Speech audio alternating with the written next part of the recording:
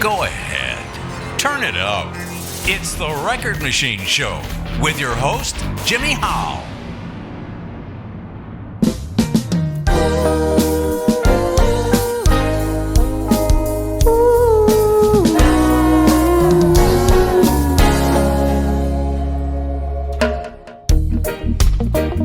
She said, let's have a good time. We could rise and shine. The morning's looking nice. It's our place and time. She said, let's go to your house. We can hang out. It would be fun. I can make you the one. When that moment pulls you to the sun, you can't stray. Good things come your way. She said, let's have a good time. We could rise and shine. The morning's looking nice. It's our place and time. We could take the grapevine. Things will be fine. Leave our troubles behind. No matter what happens, we will rise.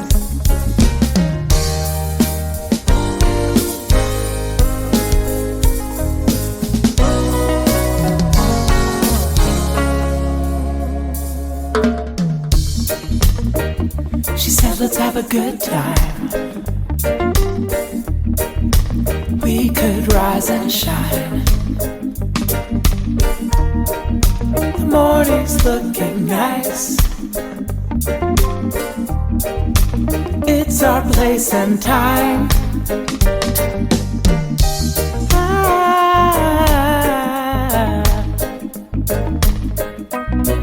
If you wanna make it last, slow down your pace. The now is to embrace. She said, let's have a good time. We could rise and shine. The morning's looking nice. It's our place and time.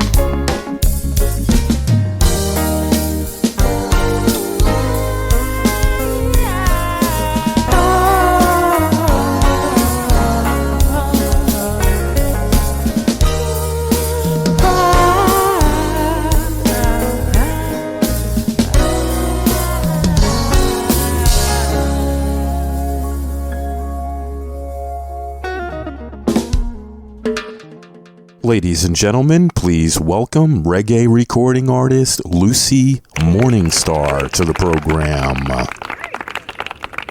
How you doing, Lucy? Great, thanks. How about yourself? Not bad. It's a nice day here in North Myrtle Beach. Where are you at? Myrtle Beach? I didn't realize you were over there. That's awesome. Yeah. I am in California, in Torrance. Oh, nice. Over here. Yeah. Beautiful out here, too. We just came from the skate park. Is it warm out? Yeah, it's pretty nice. That's good. So you're a skater, huh? I am. That's pretty cool. Who's your favorite skater? You know, I would say, I mean, Tony Hawk, and I'm just being sheerly generic because I got to work with him one time and he was a very nice guy, and my dad also got to like play a party for him and he was just super nice and humble, and so I respect that. Well, that's cool. So where are you originally from? I am from New York. Wow. And I came from Riverdale in the Bronx, and then I grew up in Westchester County, and eventually kind of spent some time in Long Island as well as upstate. Nice. So tell me about your musical background. When did you first get involved in music? I started playing and learning from my father when I was real young in the first few years of my life, he began teaching me piano lessons, and he, being a musician, wanted to involve me right away. So I was brought into the journey from day one, kind of thing. Wow, so you play multiple instruments, I assume, right? I do, yeah. Which ones are you playing these days? Primarily, I've performed with guitar and occasionally piano, but on my recordings, I, play a lot more bass and synthesizers and different electronic instruments, as well as drums and like that. I've performed with bass sometimes too. Like occasionally I'll get to perform on bass. I think I'd like to really bring that into my next 6 months of performances, like much more steadily, because every time that I do get to play keys or bass with the band or live, it seems like it's adding a different vibe and like switching it up quite a bit. Mm-hmm. Cool. Now, I believe every band or artist is influenced by someone. Who are some of yours? My influences range everywhere from old school reggae and rock music, like classic rock, to ska and world music from everywhere from Africa to Ireland and Australia. I mean, I really love musical inspiration and the feeling of the energy that's comes from connecting with artists who are of different inspiration than I am. So I'd say Jimmy Cliff is an inspiration of mine that I've realized more and more after traveling to Jamaica, how his music and message has influenced me. And it's sometimes very subconscious, the way that the positivity of an artist's message can have an impact on you. And when I was standing in front of his house with my friends in Jamaica, on the first day that I was there, I got this wave, this current of energy and vibe that just came through me. Like, it kind of skyrocketed, this adrenaline feeling of reaching Jamaica for the first time, and knowing that I was standing in front of such a legend's home, where he had a place that's right next to Somerton, and I was going to perform for my friend's charity event. And it was like a really magical thing to realize how much of his music connects with me and the music that I've created. I might have never even known that I would end up so close to a person that had influenced me so heavily like that. And yet, I didn't even meet him or anything, but I still felt, like I touched upon this holy land by being there in his territory and hometown.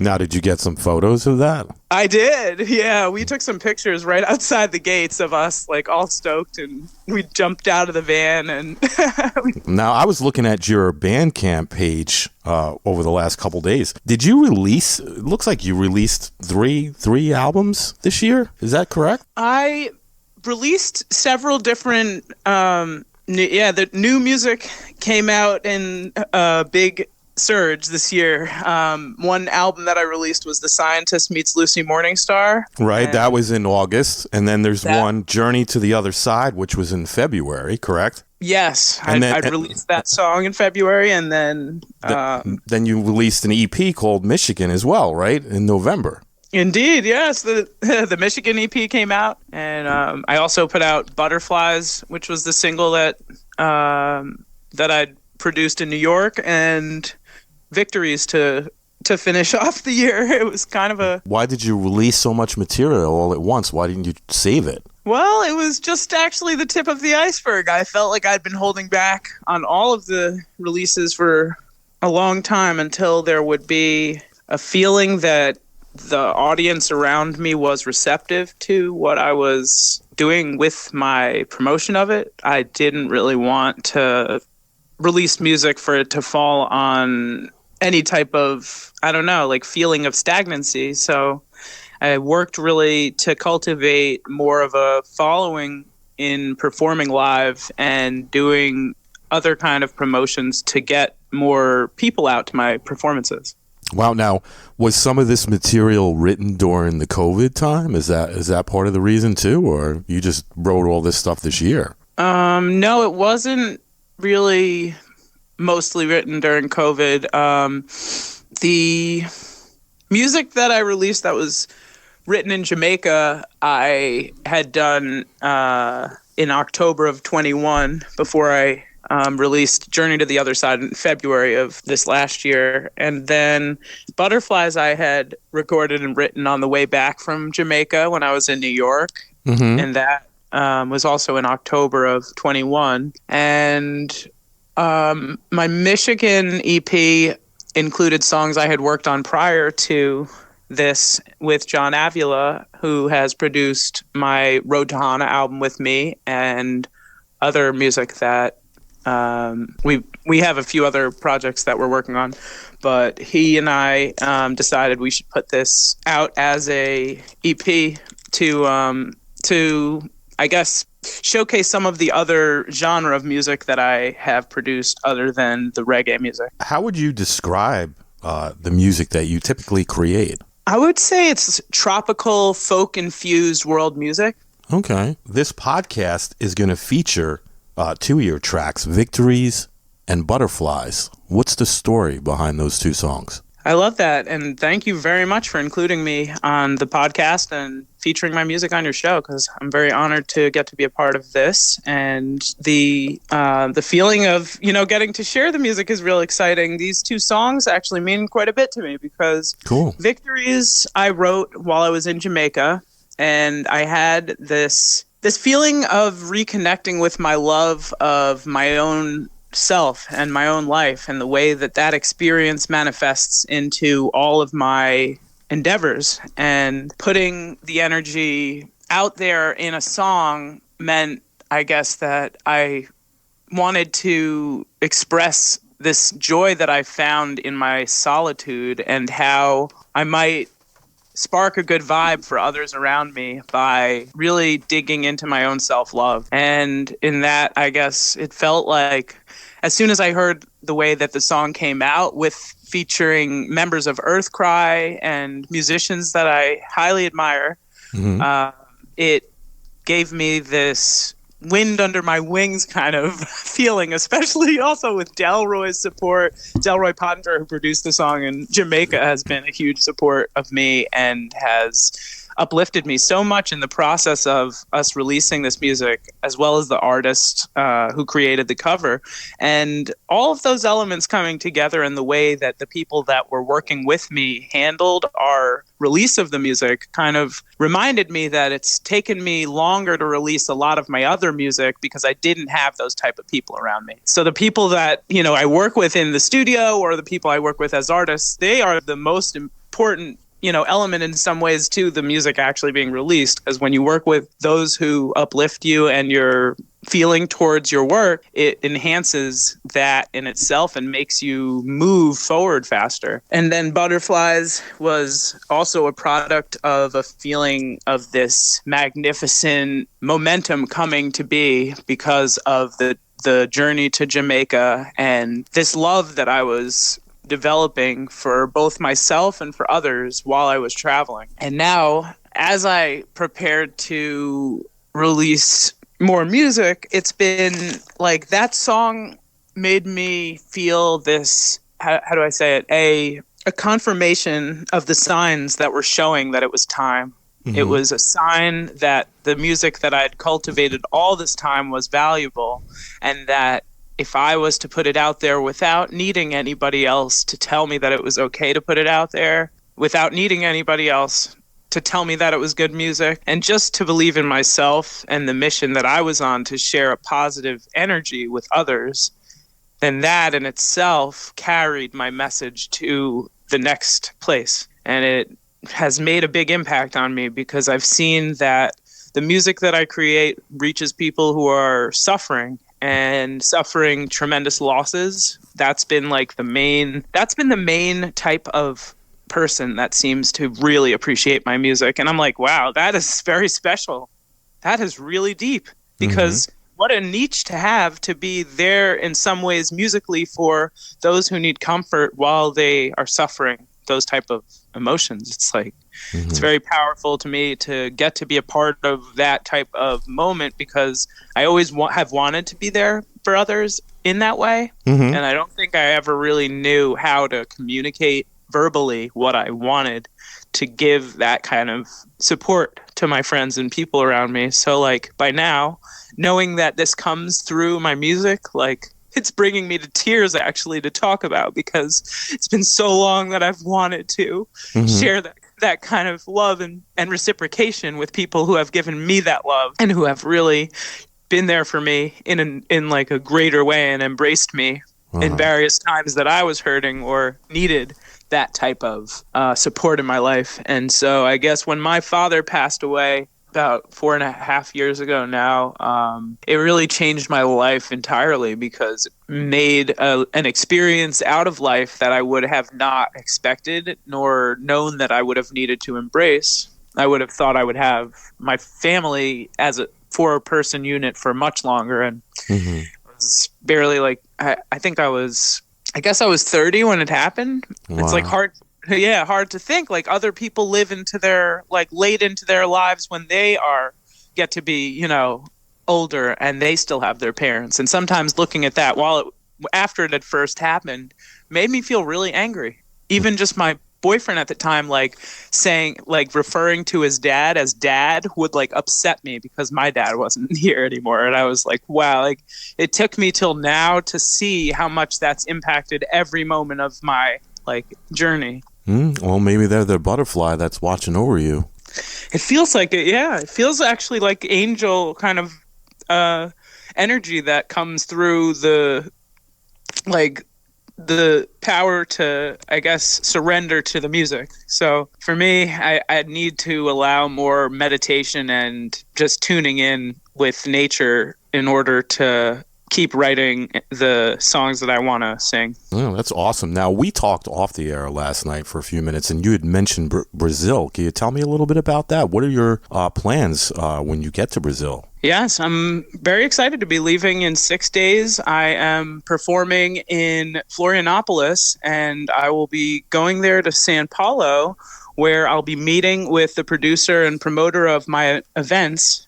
His company name is Big Up Brazil, and he is also working to organize and promote the events with me there, which will be traveling for. We have a couple things scheduled with other artists as well, where we're going to be connecting to do recording sessions. One band out there that I noticed was doing big things and really love the sound of. It's called Brothers Reggae, and they are based there in Florianopolis. And it turned out that Henrique, who I'm working with, is working with them as well. And so we're going to link up out there and see if we can catch some magic, you know, and maybe jam.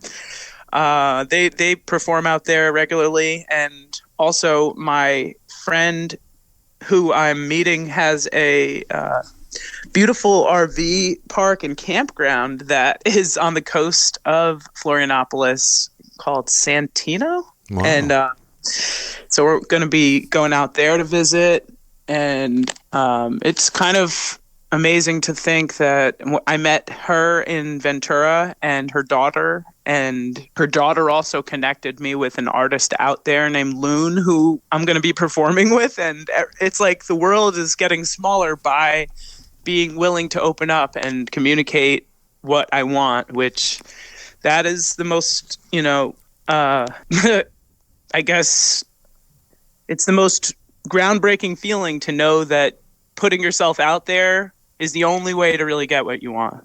No, I believe you have to be your own advocate. Yes, and you have to stand up for yourself, because if you yourself don't advocate, then others will take you for a ride or show you a different route than what you're intending to be on. True. Now, you're going to Brazil. Where are some other places that you've played outside the U.S.? I have performed in Oslo, and I performed in London. I performed in Notre Dame, and wow. I had started my Lucy Morningstar band in Maui, Hawaii when I was living there. And so I still work with the 3 members of the original Lucy Morningstar band when I'm in Hawaii, and intend to go back also there to perform very soon. What is the most favorite destination that you've played so far? My favorite place to perform? I had a really amazing time performing at the Canyon Club in Agora Hills here when I opened for Maxi Priest, and also when I opened there for the Wailers a few years back. It was a very special feeling to get to be amongst legends that I look up to that level and be on the same stage with my band. Like, it just felt really magnificent. And now, I'm like looking towards these influences and their guidance for a little bit more structure towards my own path, because I know that the formula is out there for me to improve and always be bettering myself as far as my business tactics and the ways that I am putting myself and my energy forth, because as an entertainer, that's what we do. Nice. Now, if you could have a musician tag along with you for a month on tour, who would it be and why? Right now, I would say this artist that I just connected with, who has made a big impact on me, Aaron Wolf. I have been loving his music and seeing him on tour and just appreciating every part of the music he's put out there. I've listened to it a bunch, and I just discovered him through another band who's friends of mine, a really great band out of New Mexico called the Boom Roots Collective. And they brought me to a show in San Diego to perform with them, and Aaron Wolf was opening for them at the holding company for a Reggae Tuesday event. And then Aaron Wolf went and I guess they opened for him in New Mexico a few days ago on his tour. But I just really admire his sound and style, and I feel like it matches mine, like almost like he's like a brother from another mother kind of thing. Yeah, that makes sense. Yeah, no, music's like that though. When you hear people you like the sound of it, it hits in a very familiar way, because as an artist, it's like the familiarities of melodies that come through to us are part of what make us want to catch on to them and include them in our song. Nice. What is it about music that makes you feel passionate? Music and what I like about let me start that over. Music is an experience, and it can encompass all different emotions or any one emotion at a particular time. So when you are able to relate your own instrument or voice to a frequency that transmits that type of vibe that is so specific, every time you connect with that by either playing or listening to it, it's like it brings you to a certain dial, and that in itself is grounding. Now, what accomplishments do you see yourself achieving in the next 5 to 10 years as far as music? I would love to perform at Madison Square Garden, Red Rocks. I'd like to perform internationally at Byron Bay Music Festival in Australia, at Reggae Sunsplash, or some of those other awesome international festivals I've heard about that are just, I don't know, like there's many different performance-wise opportunities I've heard of that I've always kind of wanted to adventure and explore. I would like to build my studio in a next phase where I have more of a live room and a control room in my studio setup, so that I can continue to produce for both my music and for other bands, and collaborate with many people that I've been hoping to work with. And that would be much more possible if my studio setup had a bigger, a bigger setup. And I think that's what I'm working towards. Nice. Now, do you have any hobbies or interests outside music? Yeah, I love to skateboard, and I like to hike, and I really enjoy playing with my dogs. I enjoy traveling, and even just outside of music, going on road trips and kind of just exploring new places and thrift stores and antique shops. I like being in the snow, and I don't get to do that very often. But no, not where you live. I like to go out and snowboard, and I love nature. So whatever really brings me into the depth of nature. I'd like to do more surfing, and I've always wanted to be a surfer, but like have only really done it a handful of times. So I want to get more into surfing. Yeah, that sounds like fun. Now, do you have a website you'd like to promote? Yeah, my website for my music is lucymorningstar.com, and it's also lucymorningstar.bandcamp.com for those who use that platform, because that's a very artist-friendly platform to support. That's awesome, that site. Yeah, I know you mentioned it. So do you stream off of Bandcamp or download music there yourself? I get some of my music off of there. Yeah, I have an account there, and a lot of artists that I interview on this program have a Bandcamp as well. I think it's great because for people that live in other countries that want to buy music, they don't have to worry about paying shipping fees, because they could just pay the fee and just do a digital download. They don't have to worry about having a copy shipped to another country or another state. It costs you a fortune. Sometimes the shipping runs more than the CD, depending on where you live. You know what I mean? A digital copy is the way to go, I think, these days. Most people don't even have a CD player in their car anymore. I know I do. I love CD players. But I like to listen to CDs too, because putting a physical feeling with the music is sometimes nice. But the songs are also now on Pandora, and it's on Spotify and Apple and other platforms as well. So even if someone wants to listen on YouTube, like I've made sure the music has gone to most of the platforms thus far. I'm gonna still work on getting the other music that I'd released under Lucid Lion onto my Spotify, and I'm gonna be bringing that into the collection this year. Now, do you sell physical copies or just the digital? I do sometimes sell CDs at shows and everything. I haven't stocked them on my website for a while, but I am recreating my merch website right now, and I have a new domain that I'm transferring it to. So I'll be separating my lucymorningstar.com website from my merch website and making an announcement about that very soon. Cool. Now, will we ever see a Lucy Morningstar release on vinyl? Yes.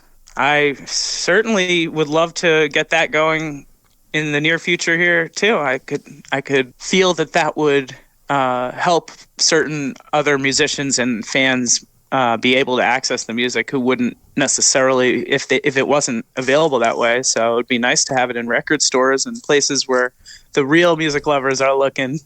Exactly. Now, is there anything you'd like to mention that we didn't talk about today? I would like to give thanks to all of my supporters out there and those who have been helping me to spread the music love and keep my dream alive. My team, the members of my band, those who have collaborated with me on my recordings.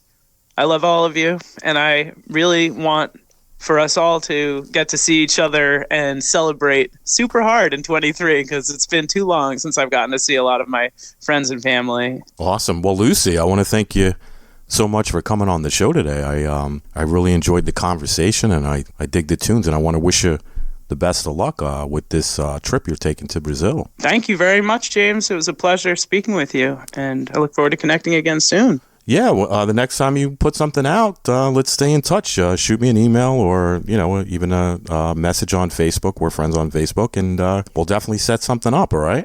Sounds good. All right, well, you have a wonderful day. You too. Take care. All right, you take care. Bye-bye. Bye.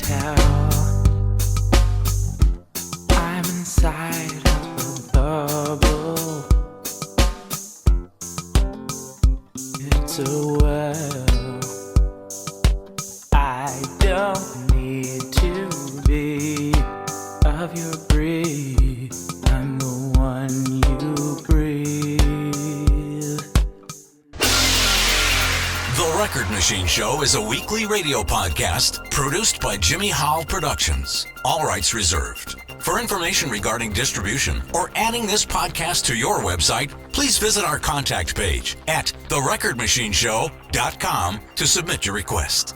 Thanks for listening. See you next time on The Record Machine Show. The Record Machine Show.